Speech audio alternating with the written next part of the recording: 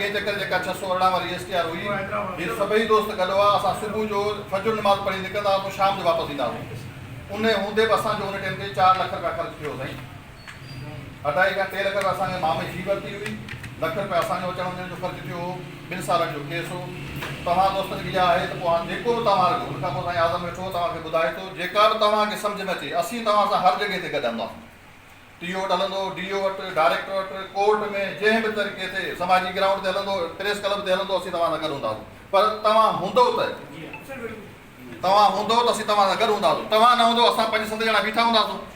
अॼु सुबुह जो असीं त 11 वॻे अची वियासीं। तव्हां त पंहिंजे टाइम ते आया आहियो, असां अॻ में चयो ॿी ॻाल्हि, तव्हां पंहिंजे टाइम ते अची विया आहियो। पर हाणे मर्ज़ी तव्हांजी हलंदी। सभु उन में ख़र्च बि आहे, टाइम बि ॾियणो पवंदो, कोर्ट ते वेझी आहे, उन लाइ को दोस्त विलिंग थी विए। असीं सभई आहियूं, असीं तव्हां सां गॾु आहियूं। जेको तव्हां चवंदो असीं तव्हां सां गॾु आहियूं।